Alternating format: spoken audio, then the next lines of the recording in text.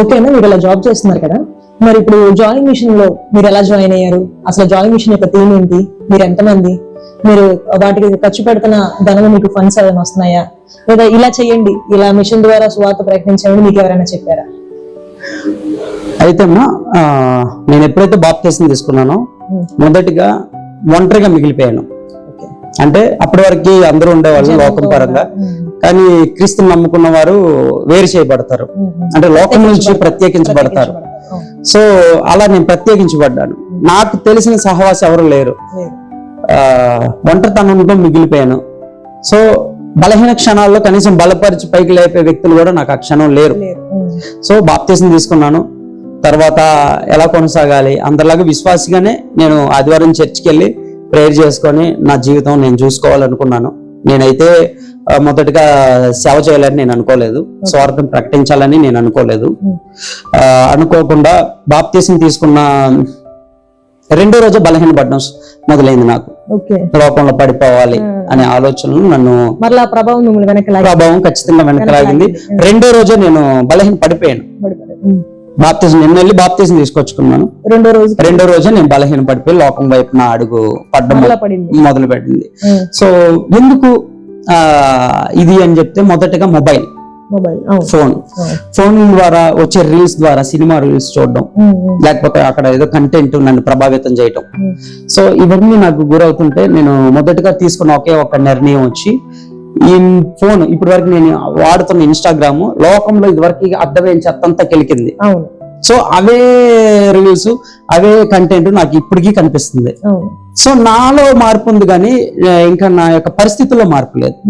కాబట్టి ఆ పరిస్థితులు నా మీద ప్రభావం చూపించకుండా ఏం చేయాలనే ఆలోచనతో నేను మొదటిగా ఇన్స్టాగ్రామ్ అకౌంట్ ని డిలీట్ చేశాను. డిలీట్ చేసిన తర్వాత ఒంటరితనం, మొబైల్కి అడిక్ట్ అయిపోయాం. ఏం చేయాలి అనుకున్న పరిస్థితుల్లో ఇప్పటి వరకు లోకం కోసం, నా స్వకీయ మహిమ కోసం నేను వాడాను దాన్ని, రాజకీయాలు అది ఇది అనుకుంటా. అదే ఇన్స్టాగ్రామ్ అకౌంట్ ని నేను దేవుని కోసం ఎందుకు ఉపయోగించకూడదు అనుకున్నాను. ఒక చిన్న అకౌంట్ క్రియేట్ చేసుకున్నాను. దాంట్లో వచ్చే వాక్యాల ద్వారా నేను బలపడదాం వ్యక్తిగతంగా అని చెప్పి వాక్యాలు మాత్రం చూస్తూ ఉండేవాడిని, ఏం పెట్టేవాడిని కాదు. కానీ అలాంటి సందర్భంలో ఒక రీల్ ద్వారా ఒక సహోదరి నా సాక్ష్యం అడిగారు. మొదటిగా అడిగి, బ్రదర్ మీరు ఎట్లా ఏంటి మీ లైఫ్ అంటే, సిస్టర్తో నేను చెప్పుకోవడం జరిగింది ఇది నా టెస్టిమోనీ అని. సో ఆ తర్వాత ఆ సిస్టర్ నన్ను బలపరిచారు, నా ఆత్మీయంగాను అన్ని విషయాల్లో నన్ను బలపరిచి ఈ జాయ్ మిషన్ అనేది ఏర్పడడానికి తను కారణం. సో నాకు ఈ జాయ్ మిషన్ నాకు అప్పటికి తెలియదు. సో అలా బలపరిచిన తర్వాత, బ్రదర్ మీరు విజయవాడలో ఉంటారు, మీకు ధైర్యం ఉంది, దేవుని కోసం ఏదైనా చేయాలనే ఇది ఉంది, కాబట్టి మీరు సువార్త ఎందుకు ప్రకటించకూడదు? జాయ్ మిషన్ అని వైజాగ్ లో ఇద్దరు బ్రదర్స్, జోయల్ అండ్ జేమ్స్ అనే బ్రదర్స్ స్టార్ట్ చేశారు. అదే పేరుతో మీరు విజయవాడలో ఎందుకు సువార్తను ప్రకటించకూడదు అంటే, నాకు తెలియదమ్మా, నాకు దేవుని వాక్యం తెలియదు, సువార్త అంటే ఏంటో కూడా నాకు తెలీదు అంటే, లేదు బ్రదర్ మిమ్మల్ని దేవుడు నిలబెడతాడు అని చెప్పి ఆ ప్రోత్సాహంతో నన్ను జాయ్ మిషన్ వాళ్ళకి పరిచయం చేయటం, రోజు గూగుల్ మీట్స్ లో వాక్యం వినడం, వాళ్ళ సహవాసంలో మొదటగా ఉండటం చూసి, సరే నేను మొదలు పెడతాను ఒక్కనైనా ఒంటరిగా అయినా ఈ విజయవాడ పట్టణం అంటే ఎంతో మంది వ్యతిరేకత ఉంది, దాడులు ఉంటాయి. ఒక అడుగు దేవుని గ్రంథం పట్టుకొని మనం బయటికి వెళ్ళాలంటేనే ఎన్నో ఎదుర్కోవాలి. అంటే ఇప్పటిదాకా మీరు రాజకీయ పరంగా ఎంత పలుకుబడి ఎంత మంది జనాలతో ఉన్న మీరు సడన్ గా ఇట్లా మారిపోయారు అంటే ఎవరు నమ్మరు, హేళన చేస్తారు. మొదటిగా అది ఉంది. అంటే నా సొంత వాళ్ళే, నా సందులో వాళ్ళకి నేను అందుకే కొంతకాలం వరకు నేను అయిన వాళ్ళని కూడా టచ్ చేయలేదు, ఎందుకంటే నమ్మరేమో అని. ఈ రోజున దేవుడు నన్ను రుజువు చేశాడు కాబట్టి అందరి ముందు నేను ఇప్పుడు నిలబడి స్వార్థ చెప్పగలుగుతున్నాను. ఎవరైతే నన్ను ఒకప్పుడు తప్పుడుగా చూసారో ఈ రోజు నా చేతులు ఎత్తి వందనాలు చెప్పే ఇది అది నాది కాదు, కానీ అంత మహిమ ఆయన దేవుడు నాకు ఇచ్చింది. ఆయన మోసుకుని గాడిద వంటి వాడిని నేను, అంతే. సో దేవుడు ఇచ్చిన మహిమ ఈ రోజు నేను నా కళ్ళతో చూస్తున్నాను. అదే విధంగా ఆ సిస్టర్ నన్ను పరిచయం చేసి నన్ను ప్రోత్సహించడం ద్వారా నాకు Vizag James and Joel brothers కూడా నాకు సపోర్ట్ చేశారు. సో ఆ విధంగా ఒంటరిని ఏం చేయగలను, సువార్త కూడా ప్రకటించడం రాదు, నా దగ్గర ఒక గిటార్ ఉంది, తీసుకుని నిలబడ్డాను. మీకు అంతకుముందే గిటార్ ప్లే చేయడం వచ్చా? గిటార్ ప్లే చేయడం పూర్తిగా రాకపోయినా సరే లైట్ గా కార్డ్స్ తెలుసు. సో ఏదో ఒకటి ద్వారా దేవుని ఆరాధించాలి, ఒక వ్యక్తిని దేవుని వైపు తిప్పాలి అనేది ఒక థీము, ఒక ధ్యేయంగా పెట్టుకున్నా. సరే నేను నిలబడతాను కానీ నాకు ప్రకటించడం రాదనుకున్నాను. కానీ దేవుడు దేవదూతలను పంపించి బలపరిచిన విధానంగా నన్ను ఒంటరిగా అయితే నిలబెట్టలేదు. కానీ ఒక బ్రదర్ ఒక సిస్టర్ నాకు తోడుగా వచ్చారు ఆ రోజున. వాళ్ళిద్దరు దేవుని జ్ఞానం కలిగిన వాళ్ళు. ధైర్యం పరంగా నేను ముందుగా నిలబడ్డాను. నాలో నా వెనక జ్ఞానం పరంగా దేవుని యొక్క స్వార్థ ప్రకటించడానికి వారు నిలబడ్డారు. కాబట్టి ముగ్గురితో మొదలైన ఈ ప్రస్థానం. అంటే మోషే కొండ మీద ఉన్నప్పుడు అహరోను హూరులు ఏ విధంగా బలపరిచారు, అవును, ఆయన చేతుల్ని అలాగే మీ చేతులను కూడా మీరు బలపరచడానికి వీళ్ళున్నారు. సో ఆ విధంగా నేను మొదలు పెట్టిన తర్వాత ముగ్గురుగా మొదలు పెట్టాం. ఈ రోజున 300 మంది వరకు ఉన్నారు. కేవలం 8 నెలల్లో. సో ఈ గొప్ప పరిచర్యలు అనేక మంది యువత, నాకులాగా ఒకప్పుడు సహవాసం లేక బలహీన పడిపోయిన ప్రతి ఒక్క యువత కూడా ఈ వేదికను ఉపయోగించుకొని స్వార్థను ప్రకటించడంతో పాటుగా వారిని వారు బలపరుచుకోవడానికి ఇది ఒక దేవుని ఇచ్చిన మార్గంగా కూడా వారికి ఉపయోగపడుతుంది. ఓకే, మీకు దీనికి సంబంధించిన ఖర్చులు లేదా ఫండ్స్ ఏమైనా ఉన్నాయా? దీని గురించి నేను సమాధానం చెప్పాలి సిస్టర్. చాలా మంది సోషల్ మీడియా కామెంట్స్ లో గానీ బయట గానీ చాలా విధాలుగా కామెంట్స్ చేస్తున్నారు, విమర్శిస్తున్నారు. మేము అక్కడ స్పందించలేకపోవచ్చు. ఇది ఒక వేదికగా నేను అందరికి ఒకటే రిప్లై ఇవ్వాలనుకుంటున్నాను. అందరూ కూడా దశం భాగాల కోసం వస్తున్నారు. పాస్టర్ రెడీ అయ్యాడు, ఎందుకంటే దోచుకోవడానికి వస్తున్నారు, డబ్బుల కోసం వస్తున్నారు. దశం భాగం అనేది ఎక్కువ హైలైట్ చేస్తున్నారు. వాస్తవంగా చెప్పాలి అంటే ఇప్పటి వరకు కూడా దేవుని స్వార్థను బట్టి ఆయన మా అందరిలో కూడా ఒక డాక్టర్ ఉన్నాడు. ఓకే, మీ గ్రూప్ లో డాక్టర్స్ ఉన్నారు, ఒక గవర్నమెంట్ ఎంప్లాయీస్ ఉన్నారు, సచివాలయం ఉద్యోగులు ఉన్నారు, టీచర్స్ ఉన్నారు, వెల్ సెటిల్ లో ఒక గొప్ప పొజిషన్ లో ఉన్న వాళ్ళు అనేకులు ఉన్నారు. టీమ్ లో చదువుకునే వాళ్ళు ఉన్నారు, ఆటో తోలుకునే వాళ్ళు ఉన్నారు, వారి వృత్తులు చేసుకుంటూ కష్టపడి బ్రతికే వాళ్ళు చాలా మంది. అందరూ అదే, ఏ ఒక్కరు కూడా దీని మీద ఆధారపడి డబ్బులు సంపాదించాలనే మైండ్ సెట్ తో ఎవరూ లేరు. పైగా స్వార్థ ప్రకటించేటప్పుడు మనకి డబ్బులు రావు, కష్టాలు, నష్టాలు, దాడులు, విమర్శలు, నిందలు మాత్రమే వస్తాయి. ఓకే, ఇప్పుడు మీరు అన్నారు కదా కష్టాలు, దారులు, విమర్శలు, అలా మీకు ఈ మిషన్ ద్వారా ఎదురైన సమస్యలు ఏమైనా ఉన్నాయా? అంటే మీరు వెళ్తున్నప్పుడు మీరు ఒకప్పుడు రాజకీయాలు తిరిగారు కాబట్టి వాళ్ళు మిమ్మల్ని రాజకీయ పరంగా బెదిరింపులు కానీ, లేకపోతే మీరు వెళ్తున్నప్పుడు ఇతర మతాల వాళ్ళ ద్వారా బెదిరింపులు కానీ, ఆటంకులు కానీ, ఇక్కడికి ఎందుకు వస్తున్నారు, మీరు ఎందుకు చెబుతున్నారు, ఇది ఆపేయండి, ఇలాంటివి చేయొద్దు, మా దగ్గరికి రావద్దు, మాకు చెప్పొద్దు అనేవి ఏమైనా ఎదుర్కొన్నారా? అంటే ఎదుర్కొన్నామమ్మా. PVP అనే ఒక ప్రాంతంలో మేము మొదటిగా పర్సిక్యూషన్ చేసాం. అక్కడ స్వార్థ ప్రకటిస్తుంటే కొంతమంది ఆటో డ్రైవర్స్ వెళ్ళొచ్చేసి ఆటోస్ హారన్స్ గట్టిగా కొట్టడం, స్వార్థన ఆపాలని చూడడం, తర్వాత బయటకు వచ్చి మా మీద ఏదో ఒకటి దాడి చేయాలని ప్రయత్నం చేసినప్పుడు వెనుకున్న యువత అంతా కూడా తగ్గింపుతో ఉన్నారు. కానీ అందరూ ఒకేలా ఉంటారు కదా, ఒక 2-3 మాత్రం కొంచెం అగ్రెసివ్ అయ్యారు. అంటే నాయకుడిగా నిలబడిన నా మీద 4 మాటలు రాగానే కొంచెం వాళ్ళ భావోద్వేగం కొంచెం ఎదురుకొచ్చిన తర్వాత వాళ్ళు కూడా తిరిగి ఇది చేశారు. సో అప్పుడు మా వాళ్ళని ఆపుకొని అందరినీ వెనక్కి పంపించేశాను. ఆ తర్వాత వాళ్ళ దగ్గరికి వెళ్ళి ఆ డ్రైవర్స్ ఎవరైతే ఉన్నారో ఆటో నడిపే బ్రదర్స్ వాళ్ళ దగ్గరికి వెళ్ళి సమాధానంతో దేవునిచ్చిన ప్రేమతో మాట్లాడి, మీకు మేము ఇబ్బందికరంగా ఉంటే మమ్మల్ని క్షమించండి, కానీ మేము మిమ్మల్ని విమర్శించడానికి మేము నిలబడం, కాబట్టి మీకు ఇబ్బందిగా ఉంటే మేము ఇక్కడ నుంచి వెళ్ళిపోతామని మేము చెప్పి అతనికి కూడా ఆ క్షణంలో ఇండైరెక్ట్ స్వార్థను ప్రకటించాను. సో ఆ విధంగా అతను గౌరవించాడు. తర్వాత తీసుకొని వెళ్ళిపోయాను టీమ్ ని. సో అక్కడ తగ్గింపుతోనే జరిగినాయి. ఇలాంటి సందర్భాలు ఎన్నో జరిగినాయి. ఎంతో మంది స్వార్థను ఆటంకపరచడానికి యూత్ కూడా ఒక్కొక్కసారి హార్న్ సౌండ్లు చేయటం, మీదకి రావడం, విమర్శించడం చాలా ఎదుర్కొంటూనే ఉన్నాం. మనం ఈ ఇన్స్టాగ్రామ్ రీల్స్ లో చూస్తున్నప్పుడు ఒక వ్యక్తి ఈ విషయం గురించి మాకు చెప్తున్నారేంటి అని చెప్పి మాట్లాడడం, ఆ రీల్ లో నేను చూసినప్పుడు అప్పుడు ఆ పర్సన్ అప్పటికప్పుడు మోకాళ్ళు వేసేసి నమ్ముకోవడం, అసలు ఏంటి ఆ కథ ఏంటి, దాని జరిగిన వెనకాల ఏం జరిగింది అసలు ఆ సందర్భం? అయితే ఆ సందర్భం వచ్చేసి మన ఆర్ఆర్పేటలో జరిగింది, విజయవాడలో. ఓకే. సో దేవుని యొక్క రాకడ గురించి నేను బలంగా స్వార్థం ప్రకటిస్తున్నాను. అక్కడ అనేక మంది వింటున్నారు. ఆ సందర్భంలోనే ఒక బ్రదర్ వచ్చి గట్టిగా అరిచి స్వార్థను అక్కడ ఆపేసి నాకు సమాధానం చెప్పాలి, నేను ప్రశ్నలు అడుగుతాను అన్నాడు. సరే అన్నా అని చెప్పేసి నుంచున్నాం.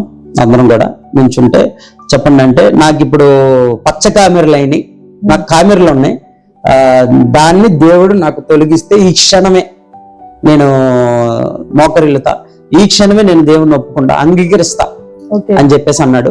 నాకు స్వస్థత వస్తుందా, ఇంకా వైద్యులు అవసరం లేదా, డాక్టర్లు అవసరం లేదా దానికి అని చెప్పేసి ప్రశ్నించడం అలా జరిగింది. సో ఆయన ప్రశ్న మొత్తం నేను పూర్తిగా విన్నాను. మొదట ఆయన భావం మొత్తం అర్థం చేసుకున్నాను.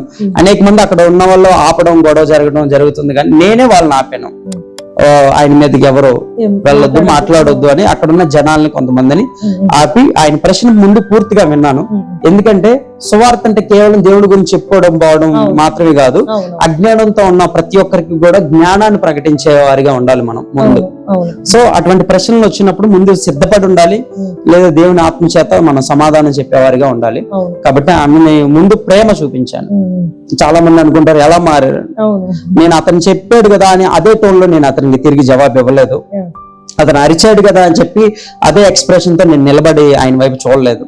ఎందుకంటే స్వార్థం ప్రకటించే మనం సాక్షాత్తు క్రీస్తు యొక్క స్వరూపాన్ని ధరించుకొని సమాజంలో నిలబడే వారిగా ఉండాలి, క్రీస్తుని పోలిన వారిగా ఉండాలి. ఆయన శిక్షించిన వారితో సహితం ఆయన ప్రేమించాడు, ఉమ్మి వేయబడినా కూడా ప్రేమనే చూపించాడు. కాబట్టి ఇలా మనం ఎదుర్కొనే చాలా చిన్నవి కావచ్చు. సో అటువంటి నిందలు, దోషంలో ఆయన దూషిస్తున్నప్పుడు ముందుగా ఆయన హృదయాన్ని గెలిచింది నా యొక్క మౌనం, సహనం. అది ఆయన చెప్పింది మీరు ఓపికతో విన్నాం. తర్వాత ఓపికతో అంతా విన్న తర్వాత ఖచ్చితంగా నిన్ను వైద్యులు, దేవుడు ఇద్దరు నేను స్వస్థపరచగలరు.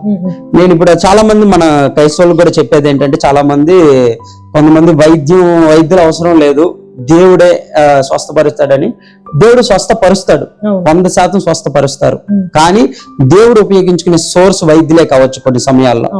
కాబట్టి వైద్యులను ఆశ్రయించవచ్చు. వారి ద్వారా కూడా వారి హస్తం ద్వారా కూడా ఈయన తాకేది, వారి జ్ఞానం ఇచ్చి నడిపించేది దేవుడే. కాబట్టి వారు అంత చదువుకున్నారు అంటే ఆ మానవ నిర్మాణం అంతా కూడా పరిశీలించి జ్ఞానాన్ని నేర్చుకున్నారంటే ఆ నిర్మాణం అంతా పరిశీలించి జ్ఞానం బోధించే విధంగా రూపొందించింది దేవుడే. కాబట్టి వైద్యుల్ని గౌరవించాలి, వైద్యుల్ని ఆశ్రయించాలి. వైద్యుల ద్వారా దేవుడు స్వస్థతను అనుగ్రహిస్తాడు ఖచ్చితంగా. కాబట్టి దేవుడే ఉన్నాడని చెప్పి మూఢ విశ్వాసంలోకి మనం ఎప్పుడు వెళ్ళకూడదు క్రైస్తవులు. కాబట్టి వైద్యులను కూడా మనం గౌరవించాలి, వారిని కూడా తీసుకోవాలి. నేను అదే అక్కడ చెప్పాను. ఖచ్చితంగా వైద్యులు అవసరమే, కానీ దేవుడు అంతకంటే అవసరం. ఎన్నో కేసెస్ లో వైద్యులు మా వల్ల కాదని చేతులు ఎత్తేసిన సందర్భాలు ఉంటాయి. అటువంటి వాళ్ళు క్యాన్సర్లతో సహా జయించారు అంటే అది దేవుడు చేసిన కార్యం, పరమ వైద్యుడు ఆయన. కాబట్టి అటువంటి సందర్భంలో ఆయనకి చెప్పాను, వైద్యు గురించి చెప్పాను, అన్న నేను స్వస్థపరిచేది వైద్యులే కావచ్చు, ఖచ్చితంగా దాని వెనక ఉన్న హస్తం, బలిష్టమైన హస్తం దేవునిది.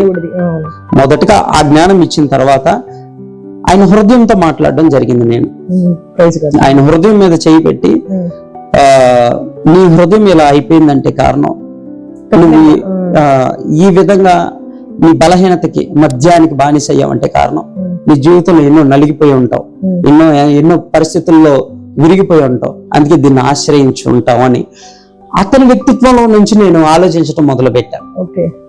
అంటే ఏదో తాగేసి ఉన్నాడు, ఏదో పాపంలో ఉన్న వ్యక్తులు కదా అని చెప్పి మనమేదో న్యాయమూర్తుల్లాగా డైరెక్ట్ గా వెళ్ళిపోయి నువ్వు పాపివి, లేకపోతే నువ్వు తాగేసి ఉన్నావు, నీకు తెలీదు, ఆగు, లేకపోతే నువ్వు పలానా వృత్తిలో, తప్పుడు వృత్తిలో ఉన్నావు అని చెప్పి నేను నీతి కార్యాలు చెప్పేవాడిగా ఉండకూడదు.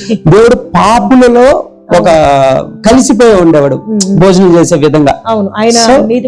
కానీ పాపాన్ని ఆయన అందించుకోలేదు, పాపుల కొరకు వచ్చాడు.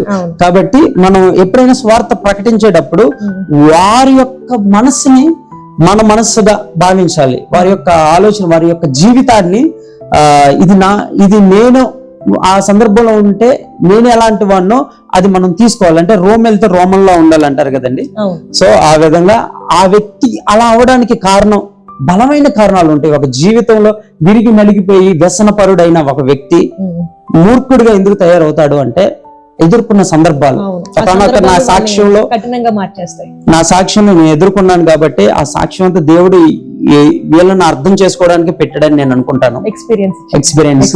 సో దేవుడు ఏ మూళ్ళు అనుమతించినా అది ఇంకొకరి బాధను నువ్వు అర్థం చేసుకోవడానికి ముందుగా నేను సిద్ధపరుస్తాడు. సో ఆయన హృదయంతో నేను ముందుగా గుండెల మీద చేసి మాట్లాడా, నువ్వు ఇలా అయిపోయావు అంటే కారణం నీకు ఎన్నో పరిస్థితులు, గడ్డు సమయాలు, ఎన్నో బాధలు అనుభవించి ఉంటావన్నా, కానీ లోకమంతా నిన్ను విడిచిపెట్టొచ్చు, నువ్వు పడిపోతే నవ్వొచ్చేమో గాని క్రీస్తు నిన్ను పైకి లేపడానికి ప్రాణమే పెట్టేశాడు అని చెప్పేసి ఒక గొప్ప మాటలు, ఇలాంటి ఒక 4-5 మాట్లాడిన తర్వాత ఆదరణిస్తాయి కదా, ఇచ్చాయి. దేవుని యొక్క ప్రేమని రుచి చూశాడు. సో ఆ క్షణం ఉన్న క్షణమే ఆయన మోకరిల్లి నా కోసం ప్రార్థన చేయమని ఆయన అడిగి ప్రార్థన చేయించుకున్నాడు. తర్వాత చాలా మంది దీన్ని స్క్రిప్ట్ అనడం, చాలా మంది దీన్ని పెయిడ్ ఆర్టిస్ట్ అనడం జరిగింది. 100% చెప్తాను, అది నిజంగా జరిగిన సన్నివేశం. దానికి ప్రూఫ్ కూడా నేను కొంతమందికి అంటే అందరికి సమాధానం నేను చెప్పను కానీ ఒకరు అడిగితే చెప్పాను. ఆ కామెంట్స్ చెక్ చేస్తుంటే నా ఫ్రెండే మద్యానికి బానిసైన వ్యక్తి మారాడు ఈ రోజు అని చెప్పేసి. మేము ఈ రోజు చూడకపోవచ్చు ఆ వ్యక్తి ఎలా ఉన్నాడు, కానీ ఇప్పటికీ వాళ్ళని చూస్తున్న వ్యక్తులు కామెంట్స్ ద్వారా తెలియజేస్తున్నారు, ఫలానా ఆర్ఆర్పేటలో రౌడీగా ఉన్న వ్యక్తిని దేవుడు మార్చాడు మీ స్వార్థ ద్వారా అని చెప్పేసి కామెంట్స్ చూసి సంతోషిస్తున్నాం. సో ఆ రోజున ఆ విధంగా జరిగినాయి. ఇలా అనేక సందర్భాలు, అనేక సాక్ష్యాలు. అసలు సువార్త అంటే ఏంటి? మీరు చెప్పే సువార్త ఏ విధంగా స్ట్రీట్ గాస్పెల్ మీరు చేస్తున్నారు, ఏ విధంగా ఆ జనాలతో మీరు మాట్లాడుతున్నారు అనేది చెప్పండి. మొదటగా సువార్త అంటేమా బిబ్లికల్ తో పాటుగా నేను ఫిజికల్ గా చెప్పేది ఏంటంటే వ్యక్తిపరంగా సువార్త అంటే, సువార్త ఎక్కడైనా వినిపించింది అంటే అది దేవుని వాక్యే కావచ్చు. ఆ దేవుని వాక్య ద్వారా ముందుగా నీ బ్రతుకు మారబోతుంది, ఇప్పటి వరకు ఉన్న నీ సంఖ్యలు తెగబోతున్నాయి అని గుడ్ న్యూస్ వెళ్తుంది ఫస్ట్. అసలైతే సువార్త అంటే దేవుడు ప్రభు అయిన యేసు క్రీస్తు మనిషికి దేవునికి ఉన్న సంబంధం పాపం ద్వారా వేరు చేయబడింది.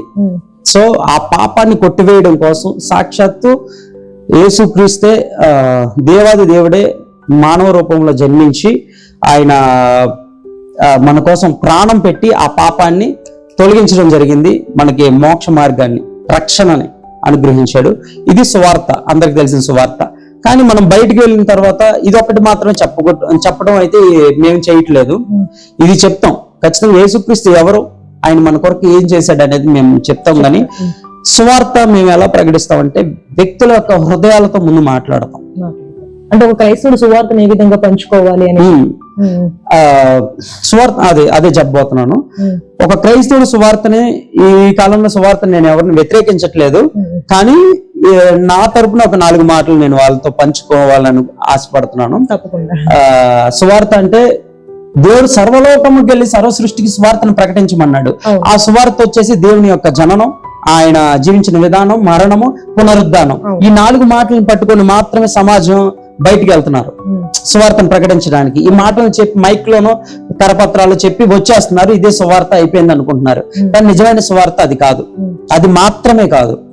నిజమైన సువార్త అంటే వ్యక్తుల దగ్గరికి వెళ్ళడం, వారి పరిస్థితులకు అనుగుణంగా మనం మారడం.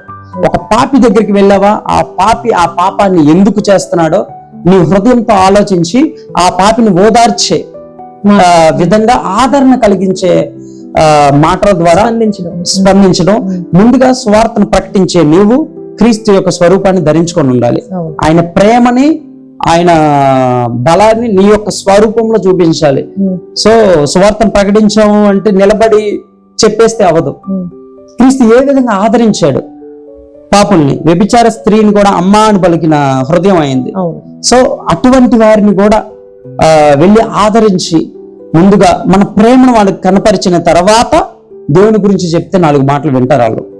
కాబట్టి మేము ఎప్పుడు ఏ సువార్త ప్రకటించినా అనేక రకాల మనుషులను చూస్తాం, చదువుకున్న వాళ్ళని చూస్తాం, చదువు రాని వాళ్ళుగా మారుతాం, విద్యావంతులను చూస్తాం, మాకు తెలిసిన విద్య, మేము చేసిన గ్రాడ్యుయేషన్ పరంగా మేము వాళ్ళతో మాట్లాడతాం, ఎవరికి ఎలా సమాధానం చెప్తాం.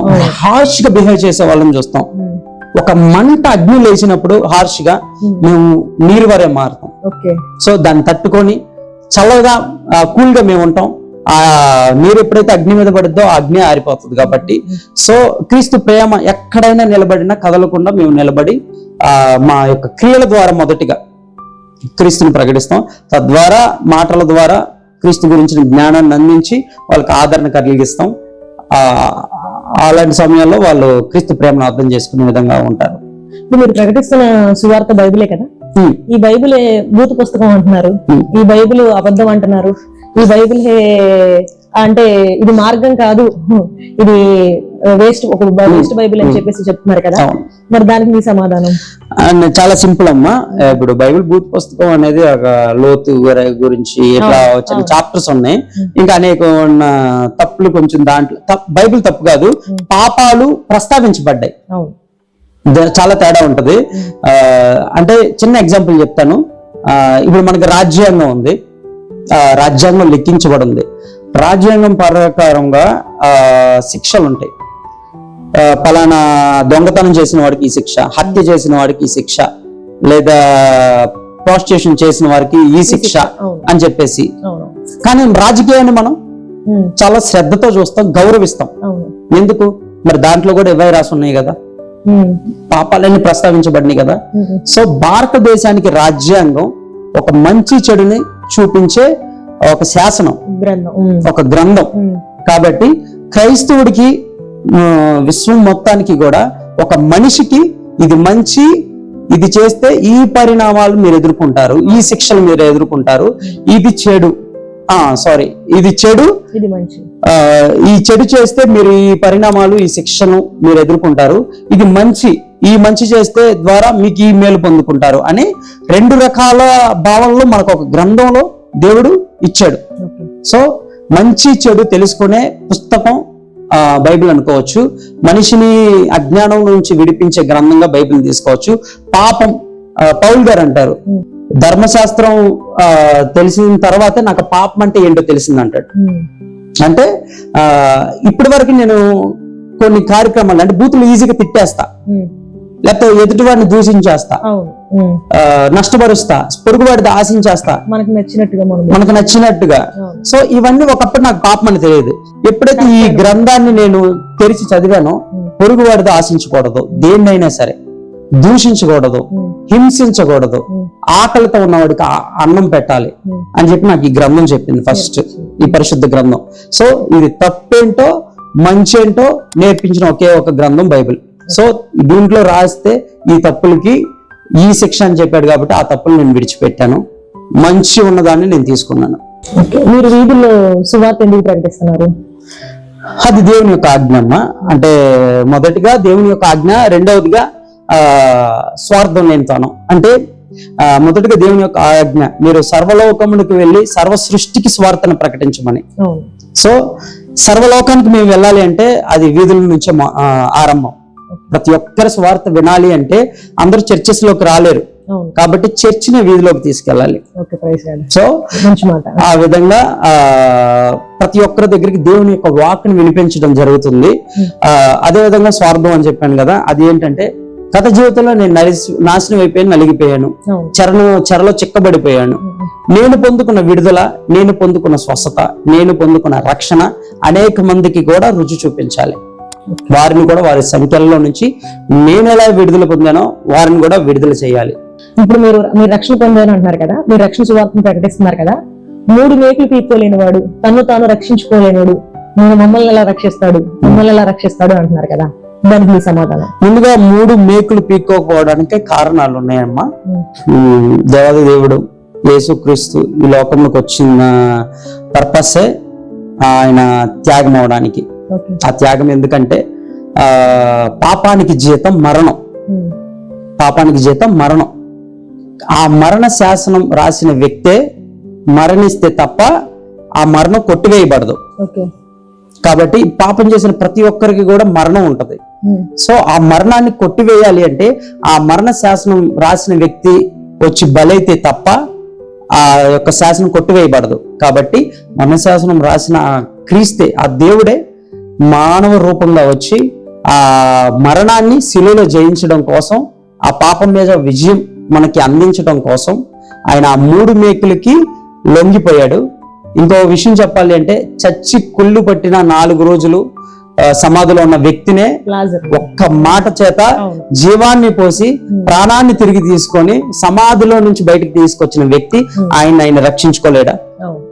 రక్షించుకోగలడు. కానీ ఆయన నీ కోసం, నా కోసం, మనందరి కోసం ఆయన ఆ 3 మేకుల ద్వారా బంధించి ఆయన ప్రేమను చూపించాడు. సో చివరి రక్తపు బొట్టు వరకు కూడా మన పాపం అంత బలమైంది కాబట్టి అంత బలమైన మరణానికి ఆయన అప్పగించుకున్నాడు. ముఖ్యమైన విషయం అందరూ మర్చిపోయేది ఏంటంటే, ఆయన మరణంతోనే ఆగిపోలేదు, సజీవుడై పునరుద్ధానుడై తిరిగి లేచిన విషయాన్ని మాత్రం అందరూ మర్చిపోయి ఆ మాటలు మాట్లాడుతున్నారు. సో ఒకటే చెప్పాలనుకుంటున్నాను, ఆయన మరణం పొందకుండా విడిపించుకుంటే అది మనిషి అయిపోయేవాడు. కానీ మరణపు ముళ్ళుని విరిచి లేపాడు కాబట్టి దేవునిగా మరణాన్ని జయించాడు. కాబట్టి ఆయన గొప్పతనం మరణంలోనే ఉంది. ఆ మరణాన్ని జయించాడు కాబట్టి ఆయన ఈ రోజున మన అందరికి మాదిరిగా ఉన్నాడు. ఇప్పుడు మీరు చెప్పిన ప్రకారం యేసుక్రీస్తు ప్రభు వారు ప్రేమ కలిగిన వాడు, మంచోడు అని అంటున్నారు కదా, అంత మంచి కలిగిన దేవుడు నరకాన్ని ఎందుకు పెట్టాడు? ముందుగా అందరికి తెలియని విషయం, కొంతమంది తెలుసు, నరకం అనేది మనుషుల కోసం కాదు ఏర్పరిచింది, అది సాతాను కోసం, అపవాది కోసం సృష్టించబడింది నరకం.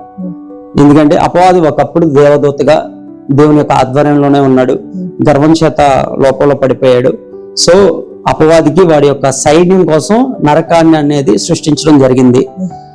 సో అటువంటి అపవాది చేత ఈ రోజున దేవుని అపురూపంగా చేసుకున్న మనిషి చిక్కబడి వాడి మార్గంలో నడిచి అపవాదిగానే మారిపోయి పాపం చేసిన వాళ్ళు ఇంకా పాపపు సంబంధులు అంటే అది అపవాది సంబంధులే కాబట్టి, సో అపవాదితో పాటుగా మనిషి కూడా నరకంలోకి పడిపోతున్నాడు, జారిపోతున్నాడు. ఇది దేవుడు మాత్రం ఆయన తోసివేసింది అయితే కాదు నరకం మనుషుల్ని. సో ఇది నరకం అనేది మనుషుల కోసం మాత్రం ఏర్పరిచింది కాదు, అపవాదికి వాడి యొక్క సైన్యం కోసం ఏర్పరిచింది. మనిషి పాపంలో పడి అపవాదికి దగ్గర అవడం, అపవాది చేత నడిపించబడడం చేత వాడితో పాటు నరకంలో పడుతున్నాడు. సో నరకాన్ని సృష్టించి ఆ దేవుడే నీ కోసం రక్షణ కూడా అందించాడు. అదేం ఊరికే రాలే, ఆయననే సమర్పించుకొని ఆయనే మరణించాడు మన కోసం. మరణించి ఆ నరక మార్గంలో నుంచి నిన్ను విడిపించడానికి, నిన్ను రక్షించడానికి, అటు దారికి పోకుండా ఆయననే బలి అర్పణగా మారి మనిషిని ఆ త్రోవలో నడిపించడానికి రక్షణ మార్గం అనుగ్రహించాడు. ఇప్పుడు నిర్ణయాలు నీవే. ఒకవైపు నరకం అపవాది కోసం ఏర్పరిచింది ఉంది, అపవాది సంబంధిగా మారిపోయి దేవుడి మాట లెక్క చేయకుండా నరకంలో పడితే అది నీ పొరపాటు అవుతుంది. లేదు, దేవుడిచ్చిన ఆ రక్షణ పొందుకొని దేవుని మార్గంలో నడిస్తే నిత్య జీవితం నీదవుతుంది. ఇప్పుడు మీరు నమ్మితే రక్షణ అంటున్నారు కదా, మరి నమ్మితే రక్షణ అన్నప్పుడు మరి బాప్తిజం తీసుకోవడం ఎందుకు? చాలా సింపుల్ అమ్మా. నమ్మితే రక్షణ అంటే గతంలో నేనున్నాను, నా హృదయం ఎక్కడైతే దేవునికి అర్పించబడిందో, ఎక్కడైతే నా హృదయంలో పశ్చాత్తాపం వచ్చిందో, నా నోటి నుండి క్షమాపణ దేవుణ్ణి అడిగాను, అక్కడే దేవుడు నన్ను రక్షించేశాడు, నాకు రక్షణ అనుగ్రహించాడు. నమ్మాను కాబట్టి, ఒప్పుకొని విడిచిపెట్టాను కాబట్టి, సొంత రక్షణగా అంగీకరించాను కాబట్టి నన్ను రక్షించాడు, రక్షణలోకి నడిపించాడు. కానీ అది నాకు దేవునికి ఉన్న సంబంధం మాత్రమే. ఆయన నన్ను రక్షించాడు, నన్ను క్షమించాడు, నా పాపాలు మరలా ఆయన గుర్తు చేసుకోడు, ఆయనలో నేను మరలా జన్మించాను. కానీ లోకపరంగా నన్ను ఒకప్పుడు దూషించిన వ్యక్తులు, పాపి అని ప్రస్తావించిన వ్యక్తుల ముందు నా జీవితం ఇక నుంచి క్రీస్తు వైపు మరల్చబడింది, క్రీస్తులో నేను మరలా పుట్టాను అని తెలియజేయడానికి ఒక సైన్ మాత్రమే బాప్తిసం. అది ఖచ్చితంగా అందరూ తీసుకోవాలి. ఎందుకంటే నువ్వు ఎక్కడైతే చెడ్డ సాక్ష్యం సంపాదించుకున్నావో అక్కడ తిరిగి మరలా నువ్వు మంచి సాక్ష్యం సంపాదించుకోవడం కోసం దేవుని అందరి ముందు నువ్వు ఒప్పుకున్నావని అర్థమే బాప్తిసం, సాక్ష్యం. యేసుక్రీస్తు ప్రభుని నమ్మితే మన జీవితంలో అసలు ఏం జరుగుతుంది? యేసుక్రీస్తు అంటే మార్పు ఏం కలుగుతుంది? క్రీస్తుని నమ్మితే ముందు నీ యొక్క అనారోగ్యాలు ఉంటే అయిపోతాయి. ఎక్కువ డబ్బు సంపాదించగలరు, మేలు పొందుకోగలరు, అన్ని పరిస్థితులు మారిపోతాయి, మీరు చాలా విధంగా ఎదిగిపోతారు, అప్పులు తీరిపోతాయి. ఇవన్నీ కూడా కొంతమంది చెప్తారు ప్రలోభ పడొద్దమ్మా, క్రీస్తుని నమ్ముకుంటే ఇవన్నీ తీరవని కాదు, ఖచ్చితంగా తీరతాయి. స్వస్థత రాదని కాదు, ఖచ్చితంగా స్వస్థపరిచే చెయ్య హస్తం ఆయిందే. కానీ క్రీస్తుని మనం ఎందుకు నమ్ముకోవాలి మొదటిగా అంటే, మన కష్ట సమయంలో కూడా ఆదరించే వ్యక్తి ఆయన, గమ్యం తెలియనప్పుడు మనం పట్టుకొని నడిపించే హస్తం ఆయింది. కాబట్టి కష్టాలు వచ్చినా నష్టాలు వచ్చినా ఇహలోకంలో మనకి ఎల్లప్పుడూ వెన్నంటే ఉండి మనల్ని హత్తుకొని మార్గంతో నడిపించే దేవుడు, బలహీన క్షణాల్లో బలపరిచే దేవుడు.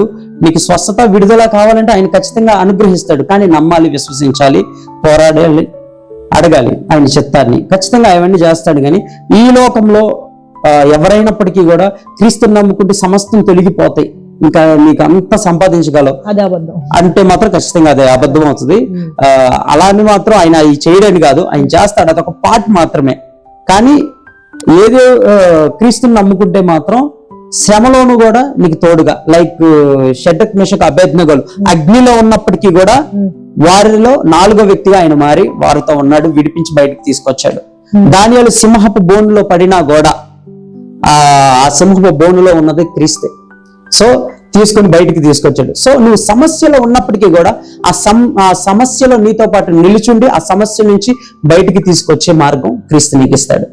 యేసుక్రీస్తు ప్రభు ఒకడే దేవుడు, ఆయన ఒకడే రక్షకుడని మీరు ఎలా చెప్తున్నారు? ఎందుకంటే నన్ను రక్షించిన వ్యక్తి యేసుక్రీస్తు మాత్రమే ఈ లోకంలో.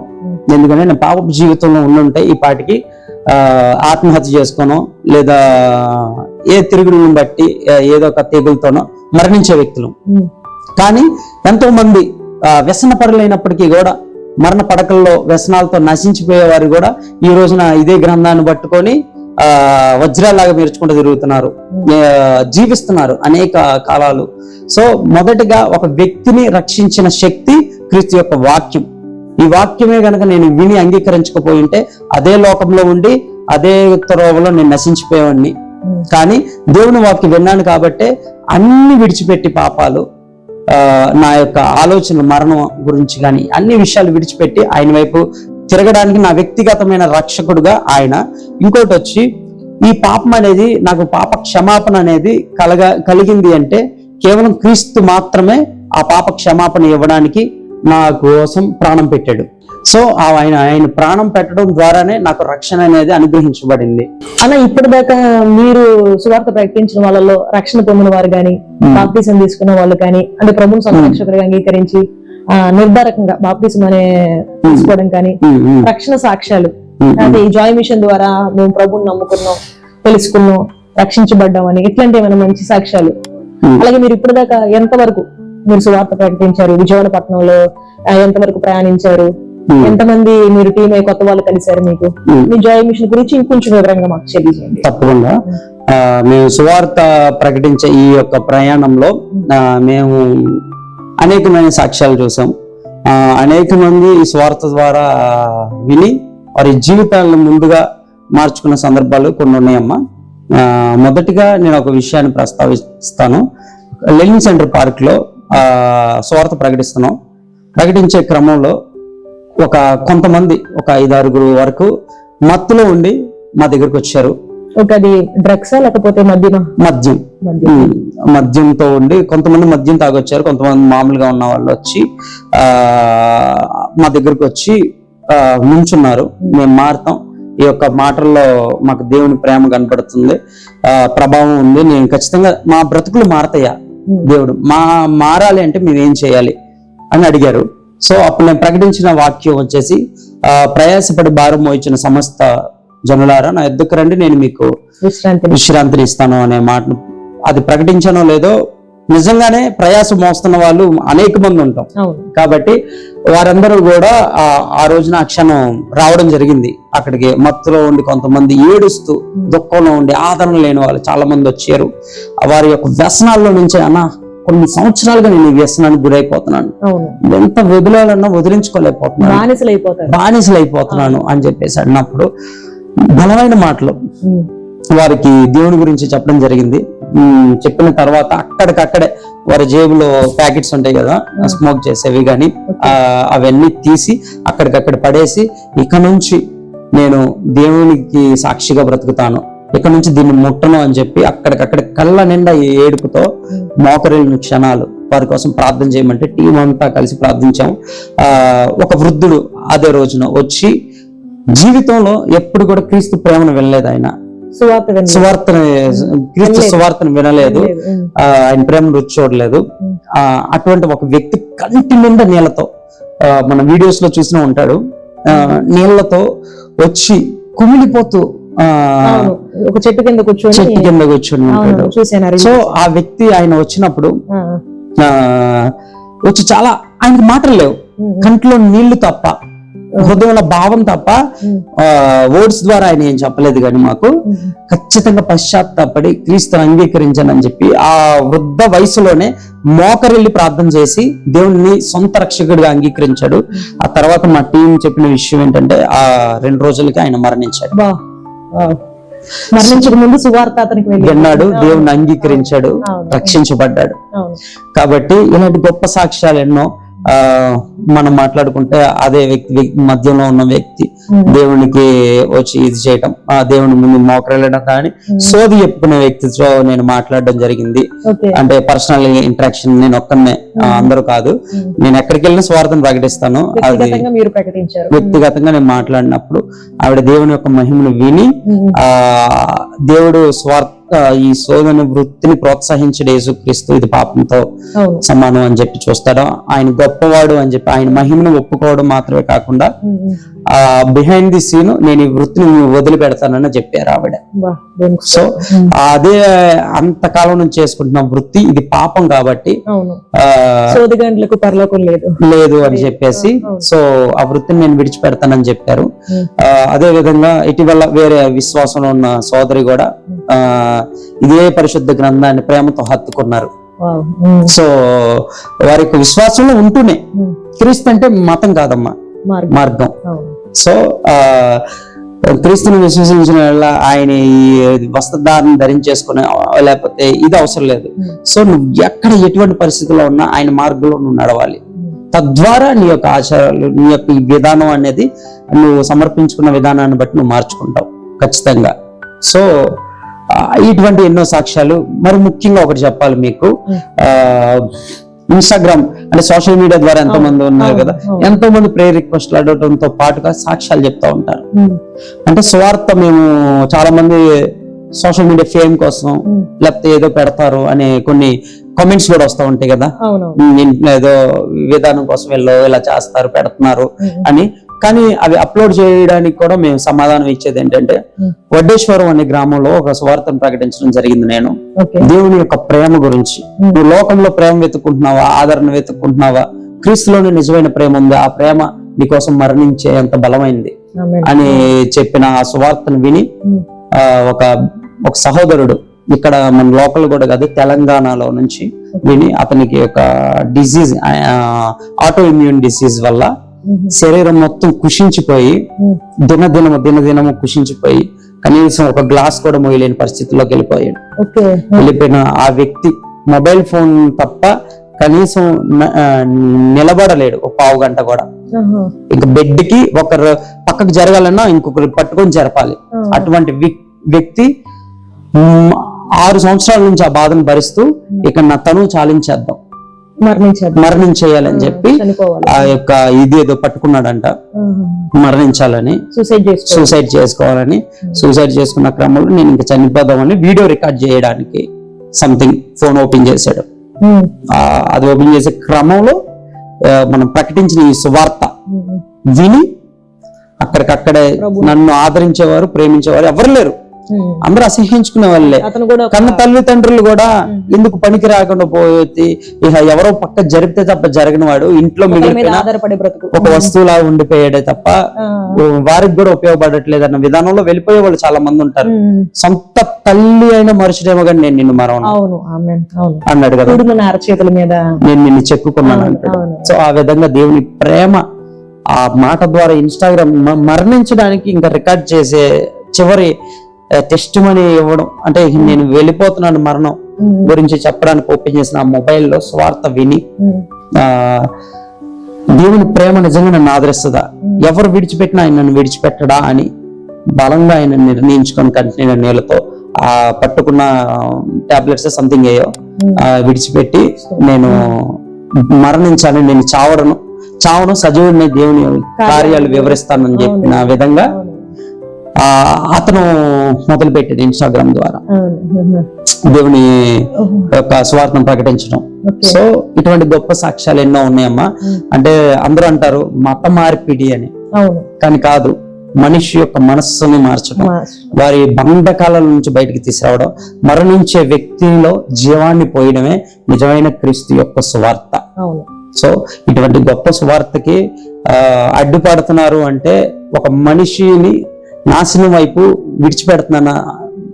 పెడుతున్నారనే అర్థం తప్ప వారు సాధించేది ఏం లేదు. ఇప్పటికీ ఎవరైనా అన్యులైన ఎవరైనా పూర్తిగా గౌరవిస్తాం, వారి యొక్క విశ్వాసాలని వారి యొక్క దేవతలని గాని ఎవరిని విమర్శించం, ఏ మతానికి మనం వ్యతిరేకం కాదు. కానీ మనం నమ్ముతున్న విశ్వాసం, మన క్రీస్తులో ఉన్న నిజమైన ప్రేమ ఆదరణ సో తెలియపరచడం మన బాధ్యత. సో ఆ ప్రేమ పట్టుకుంటుంది, ఆ ప్రేమ విడిపిస్తుంది, నడిపిస్తుంది. కాబట్టి ఈ సువార్తను ఈ విధంగా కొనసాగించడం జరుగుతుంది. అదే విధంగా మేము సువార్తను ప్రకటించడం మా బాధ్యత. సో నిజమైన దేవుడు క్రీస్తు, ఆయనలోనే సమస్తం ఉంది అని చెప్పడానికి మేము వెళ్తున్నామండి. ఈ క్రమంలో ఏ యొక్క విశ్వాసాలను మేము ఎప్పుడూ కించపరచలేదు, ఎవరి మతాన్ని కూడా మేము వ్యతిరేకించలేదు. కేవలం క్రీస్తులో ఉన్న ప్రేమని ప్రకటిస్తున్నాము, ఆయన నిజమైన దేవుడు అని చెప్పేసి లోకానికి చాటించిస్తున్నాము. ఓకే బ్రదర్, చాలా థ్యాంక్స్ అన్న. ఇప్పటిదాకా అనేక మంది ప్రశ్నలకు కొన్ని సమాధానాలు చెప్పారు, మీ సాక్షి జీవితం మాతో పంచుకున్నారు. ఒకప్పుడు మీ జీవితం ఎలా ఉందో, ఇప్పుడు మీ జీవితం ఎలా ఉందో, అసలు జాయ్ మిషన్ అంటే ఏంటి, చాలా మంది దీన్ని మీరు చేస్తున్న దాన్ని స్క్రిప్ట్ అని, మీరు చేస్తున్న దాన్ని ఒక డ్రామా అని, మీరు చేస్తున్నంతా కూడా ఏదో ఈ మిషన్ ద్వారా ఫండ్స్ వస్తాయని, మీరు ఎవరో చేయిస్తున్నారని, ఇలా రకరకమైన పోకడలు, రకరకమైన విమర్శలు, రకరకమైన మాటలు వస్తున్నప్పటికీ వాటిని గురించి ఒక కన్క్లూజన్, వాటిని గురించి ఒక వివరణ మీరు ఇవ్వడం మాకు చాలా సంతోషంగా ఉంది. చాలా థ్యాంక్స్ అన్న, మీరు మాకు ఇచ్చినందుకు. చూసారు కదండి, జాయ్ మిషన్ అనే సంస్థ అనేది ఏంటి, దాని ద్వారా ఏ విధంగా సువార్తను వారు ప్రకటిస్తున్నారు, వారి యొక్క థీమ్ ఏంటి, వారు ఏ విధంగా గాస్పెల్ ని చెబుతున్నారో మీరు ఇప్పటిదాకా విన్నారు కదా. అలాగే విజయవాడ పట్టణంలో జాయ్ మిషన్ తో మన మధ్యలో బ్రదర్ శ్యామ్ గారు చెప్పిన ఆయన సాక్ష్యం, ఒకప్పుడు హింస, ఇప్పుడు అహింస, ఒకప్పుడు రాజకీయాల్లో ఒక యూత్ లీడర్ గా పనిచేసిన వ్యక్తి ఈ రోజు దేవుని కొరకు ఆయన కాడి మోసి ఒక బానిసగా వాడబడడం, ఒకప్పుడు ఏ చేత్తో అయితే జెండా పట్టుకున్నాడో ఈ రోజు అదే చేత్తో బైబిల్ పట్టుకోవడం, ఒకప్పుడు ఏ విధంగా అయితే రాజకీయాల కోసం ఆ వీధులు తిరిగాడో ఈ రోజు అదే ప్రాంతంలో క్రీస్తును ప్రకటించడం చాలా విచిత్రంగా వింతగా ఉంది కదా. ఇలాంటి సాక్ష్యాలు మరెన్నో మీ ముందుకు తేవడానికి నేను సిద్ధంగా ఉన్నాను. Keep watching Valli talks.